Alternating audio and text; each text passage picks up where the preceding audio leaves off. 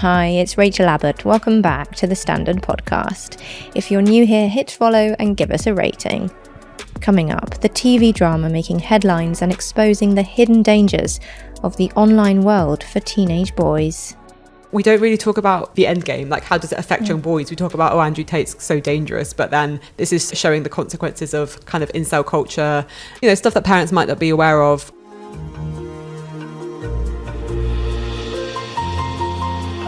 But first, back in July 2018, 2 years after becoming mayor, Sir Sadiq Khan launched his Vision Zero plan, aiming to eliminate deaths and serious injuries from London's transport network by 2041.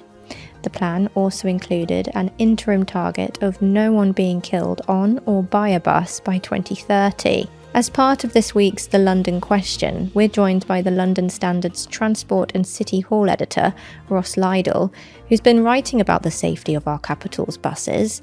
Ross, from reading your article in this week's edition, would it be true to say there's not been much improvement in bus safety since 2018? Yes, I think it would. If we look at the bare statistics, there's a difference between incidents that happen on board a bus and those involving a bus. I guess most listeners will think of bus safety in terms of people being run over by a bus. Now, the number of pedestrians either killed or seriously injured by a bus has gone down a bit from 99 back in 2017 to 86 in 2023. Now, that is a moderate fall, but 86 people being killed or seriously injured by a bus is still a very big number. Of those, thankfully, not all were killed. The number killed in 2023 was 6, but in 2024, 16 people were killed by a bus. So in general, these numbers are still far too big for any sort of sense of comfort or feeling that the job has been done. Can we look at the numbers in a bit more detail? What about onboard injuries? In terms of the number of onboard injuries or deaths, that actually rose over the period we're talking about from 105 to 121. The vast majority of those will be injuries rather than deaths. There's normally 1 or 2 deaths on board the bus each year. Now, often this can be caused by the bus moving away too sharply from a bus stop. It can be caused because people are trying to get up or down stairs and they fall. The falls are the primary concern. There can be issues boarding or sort of disembarking from the bus, trying to get on or off the pavement as well. So there's a multitude of potential factors, but the reality is that a number of people are not essentially getting off the bus in the manner they got on the bus in terms of their own sort of health and safety. Going a bit deeper, what's life like for bus drivers? Are they facing more pressures? Is there a reason why the numbers haven't improved? Probably the most important figure here in answering that question is to look at average bus speeds. Now, these have gone down to 9.2 miles an hour. That's just across London, both outer London and inner London. That's how fast a London bus goes these days. And that's really not very fast at all. You can go faster on your bike, even I can manage that. You'd expect buses to be able to go around 12 miles an hour, maybe even slightly faster on average if the roads are clear. Now, there are an increasing number of bus lanes that are meant to help buses get through traffic. The problem is obviously that there aren't bus lanes everywhere, and the volume of traffic is back at pre-pandemic levels and has been for some time. So the number of people driving around is essentially leading to the roads being jammed up and the buses are getting stuck in traffic.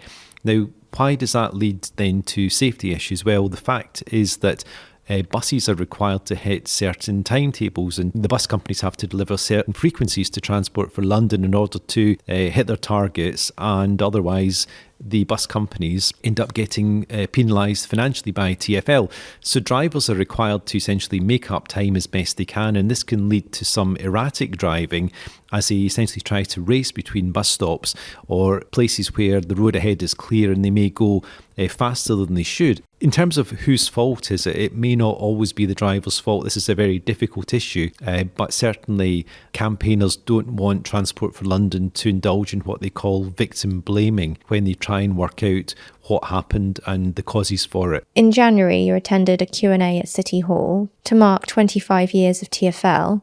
What did London's Transport Commissioner Andy Lord have to say about this issue? Andy Lord, I think, who it's worth saying at the outset is a good guy, essentially said that bus deaths and serious injuries are very rare and infrequent events. And if you look at the bald statistics, he's probably right, because if you have sort of 1.8 billion bus journeys a year compared to the number of sort of deaths and serious injuries we were talking about at the start of the programme, really, when you're looking at, say, 100 or so killed and seriously injured compared to 1.8 billion, yes, that is a very small percentage. However, he didn't seem to find the right words to placate the campaigners who wanted him to essentially recognise more the sense of urgency to tackle this issue. So it was a bit of a strange day for Andy Lord. He is trying to drive forward the Mayor Sadiq Khan's plan, which is known as the Vision Zero policy. So TfL always says it's committed to getting to zero road deaths by 2041 and within that zero bus deaths by 2030. But the numbers don't lie, and they seem to indicate very strongly that despite, if you like, the warm words that come often from TfL, that we're not going to hit the bus Vision Zero target by 2030. We're going to miss it by quite some distance.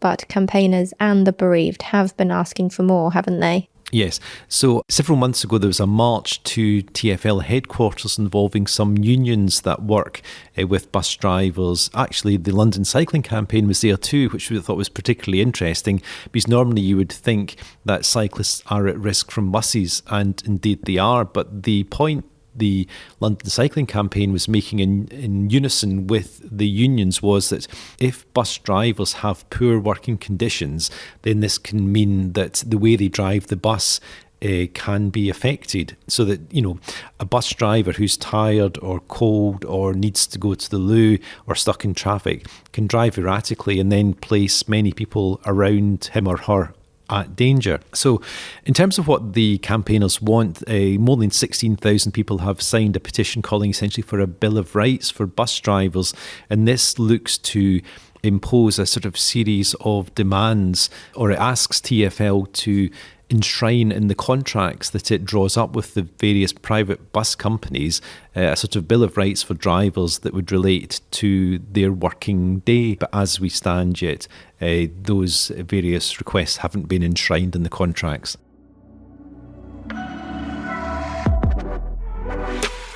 Let's go to the ads. Coming up in part 2, The Standard's TV editor Vicky Jessop on Adolescence and why it's causing such a stir amongst both critics and audiences.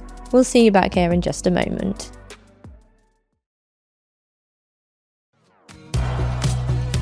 Welcome back. A new Netflix series has been creating headlines, earning praise for not only its hard-hitting storyline, but also its captivating filming technique. Told across 4 parts, each filmed in a single continuous take, Adolescence tells the story of a teenage boy accused of the murder of a classmate and the fallout for his family and all those involved in the investigation. The Standard's TV editor, Vicky Jessop, joins us to tell us more. Vicky, I've briefly outlined the premise of Adolescence, but can you tell us more about the series and the topics it highlights?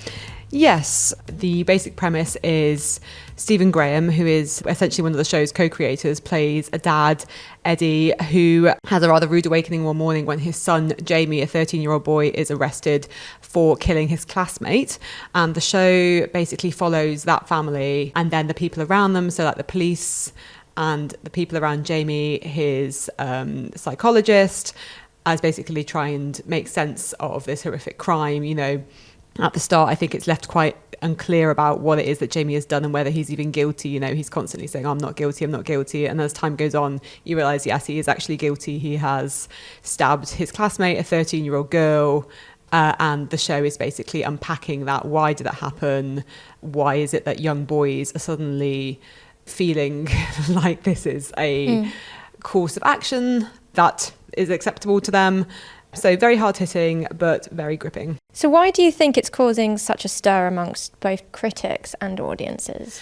I think for several reasons. So this is directed by Philip Barantini, who also collaborated with Graham for Boiling Point, which is, you know, the acclaimed film that was made into a TV series with the BBC a few years ago. Barantini is basically a master of the one-shot take. So Boiling Point, the film, follows around, you know, the staff at this very busy kitchen restaurant. And the same is true for Adolescence, but kind of scaled up. So Adolescence is 4 one-shot takes. It's really cleverly done. You know, we move from Jamie's house into the car, we follow him into the police station, and basically the camera doesn't look away at any point. So it's very cleverly put together, but it also lends the whole series a kind of very much an urgency and immediacy. Like the camera's not looking away, so you feel like you can't look away either.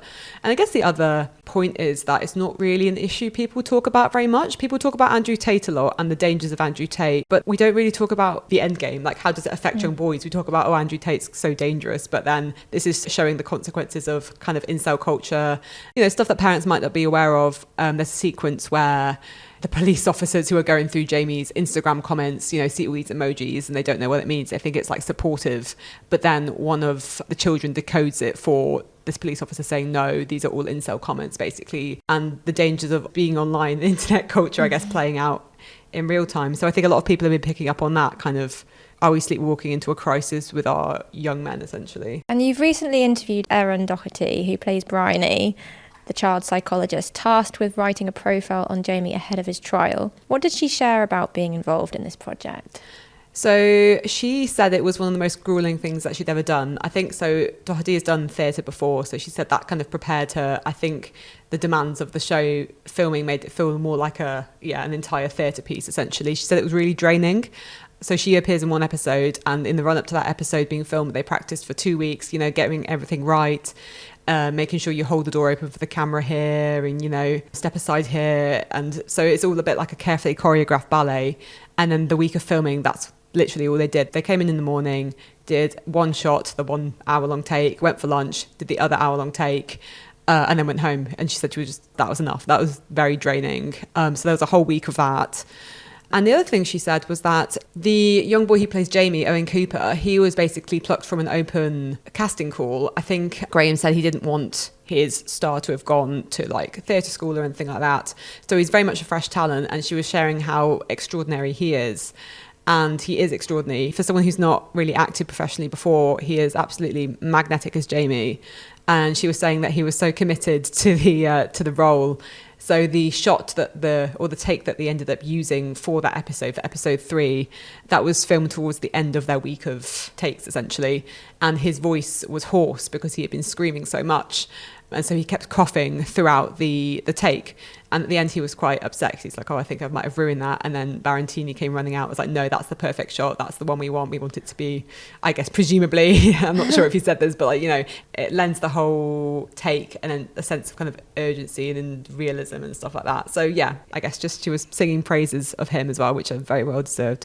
Do you think the series is capable of having an impact on how we view and address these issues as a society? Yeah, I think so. Like I said, it's not really something we seem to have discussed much before.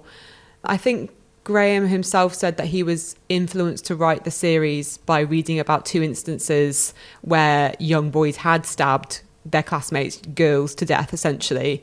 But yeah, it's not something I was really aware of myself beforehand. And I guess the best thing that TV can do is raise awareness of issues that maybe is bubbling away in the background. But as a society, we prefer to turn a blind eye. We prefer not to think about it. We just don't.